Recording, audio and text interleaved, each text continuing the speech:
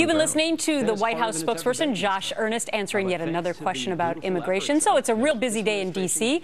Josh Earnest, he's going to continue to talk, and if he says anything else about ISIS or other important issues, we will go back to that. In the meantime, he was grilled about the delay in immigration reform until after the midterm elections and the White House strategy with ISIS and what the president will say in his big speech, which is going to happen on Wednesday. So he says the president is still not contemplating boots on the ground in Iraq or Syria, and that the president is committed to intensive consultation with Congress. He says the president believes it's important for Congress to understand the plan, what they are calling a buy-in, to somehow debate this issue. So, what is actually a buy-in?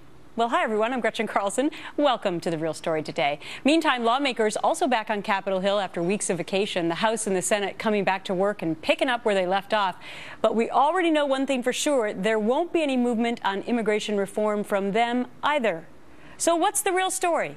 The president says the choice to play it safe has nothing to do with politics, making the real reason behind the delay not quite so clear. You made a decision to delay any executive action until after the election. What do you tell the person that's going to get deported before the election that this decision was essentially made in your hopes of saving a Democratic Senate? Well, that's not the reason. What I'm saying is that I'm going to act because it's the right thing for the country. So what's the real story behind this sudden change of plans? Chris Stirewalt, Fox News digital politics editor and author of Fox News First. All right, so much to chomp on here today, Chris. First and foremost, I know you were listening to Josh Earnest as I was. He was really going around the questions a lot about the president's speech on Wednesday. I mean, he really didn't sell this thing very well, right? I mean, he basically said, we're probably not going to learn that much new.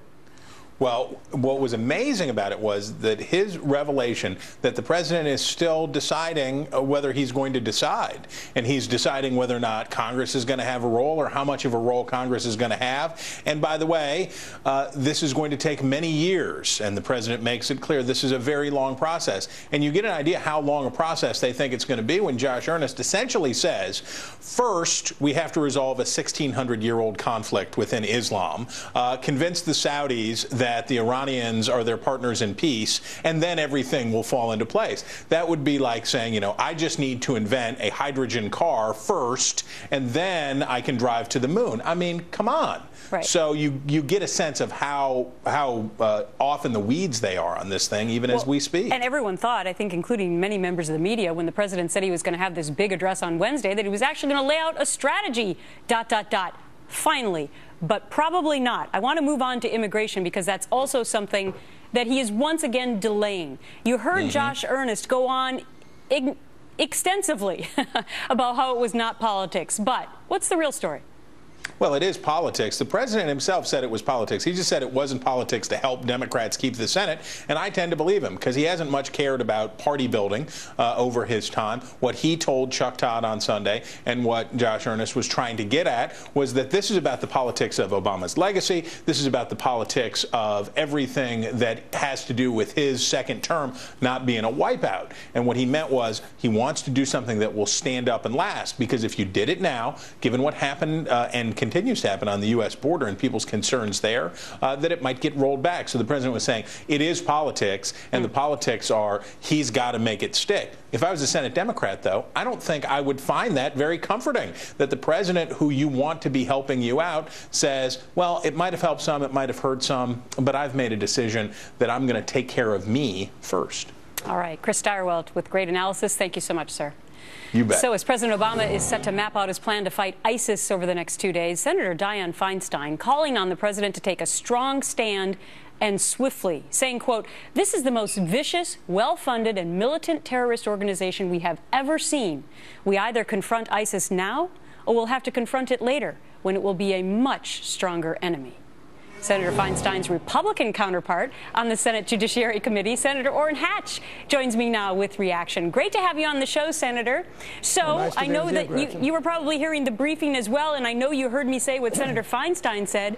I mean, I can't think of a more direct way for somebody in the president's own political party to tell him to get going.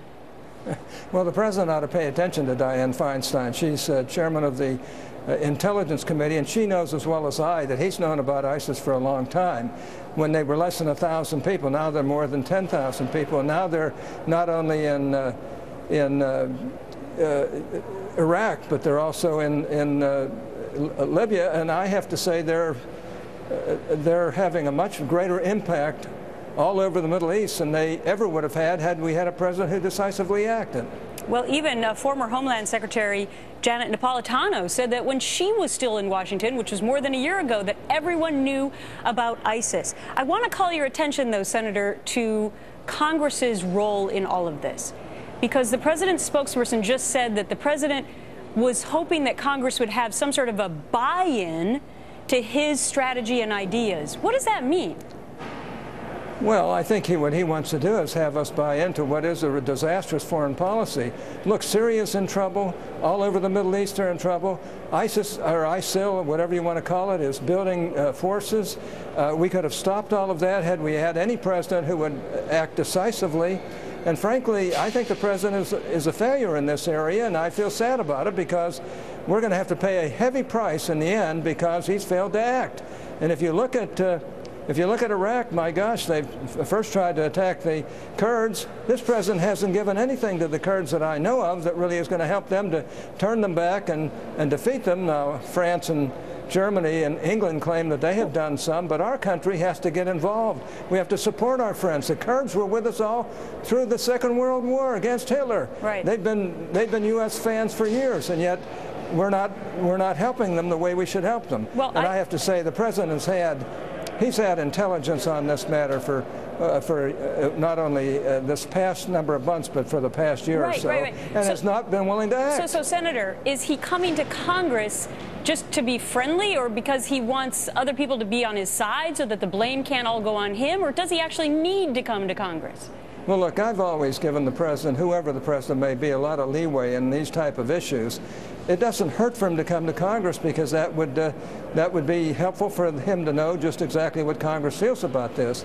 But the fact is, he won't act. He doesn't act. And the rest of the world that has always depended on the United States being the fighter for freedom throughout the world is aghast.